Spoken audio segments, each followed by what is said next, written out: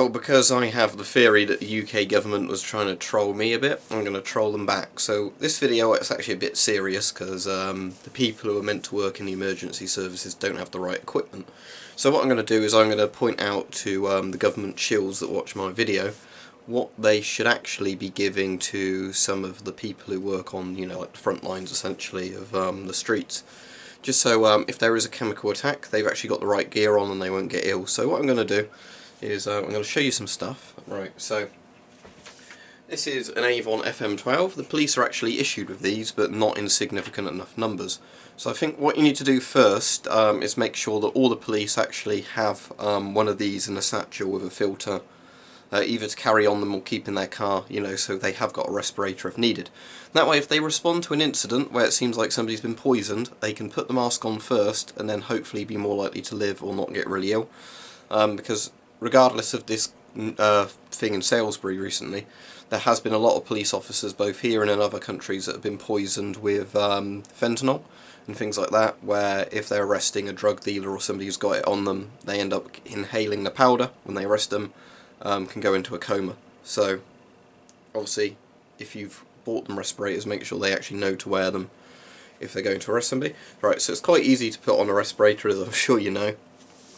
Pull it over your head, tighten the bottom straps, there we go, respirator's on, pressurised your face, so then if there's any nasty stuff in the air, you know you're going to be protected from that.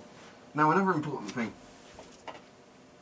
when I was watching some of the footage of the people investigating this Russian nerve agent, some of them had particulate filters on.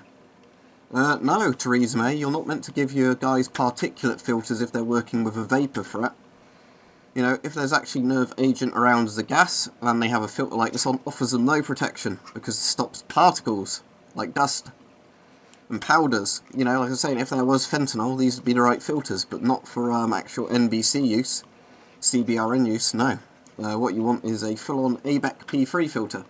There you go. You need to give your guys something like this. The filter I've got on is very similar. Combination NBC CBRN filter. You need to give them filters like this. That way, they don't need to know in advance what they're coming up against. If there's any nasty vapours or gases, then obviously this filter will do the job of filtering it all out, just as this one would, as long as it's something a mask can actually filter out. Okay, so, you know, I think that's an important thing to go over, just because I did see clips of some guys not wearing masks right next to the cordon, other guys just in the cordon with these on, which offer them no protection from nerve agents, and some guys with hazmat suits on. So yeah, the guys in the hazmat suits are protected, but why are you giving these filters to your own guys? You know, they're going to die, right, if there's a vapour. This filter doesn't stop vapours.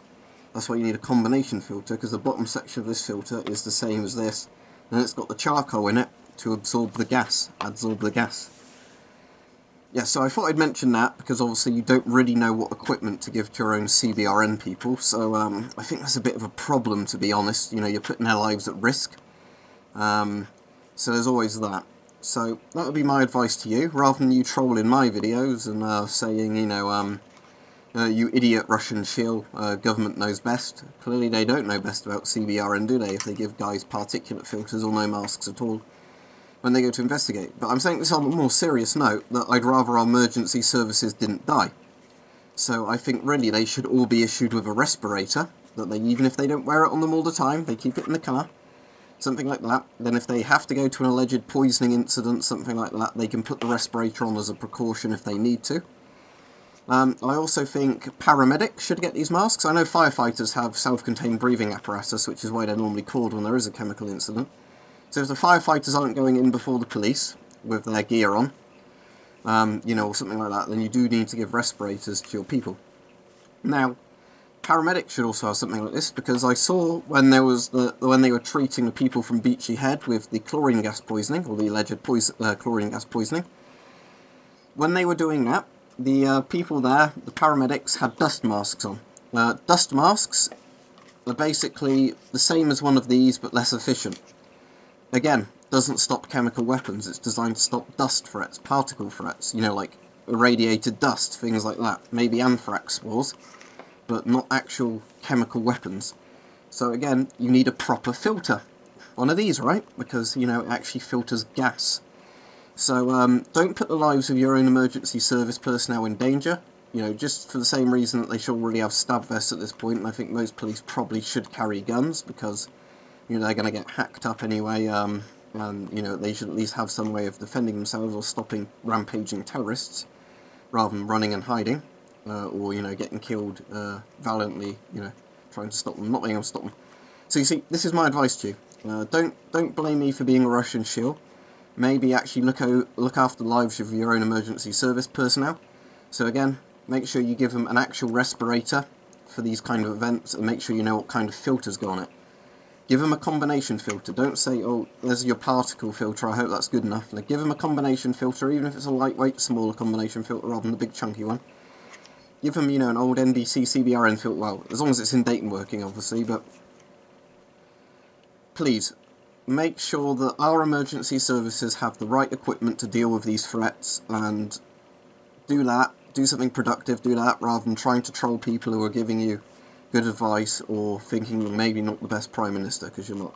But anyway, there's my advice for you. I'm sure I'm a Russian shill, or a Russian spy, or a Russian agent for telling you this, but that's my advice to you.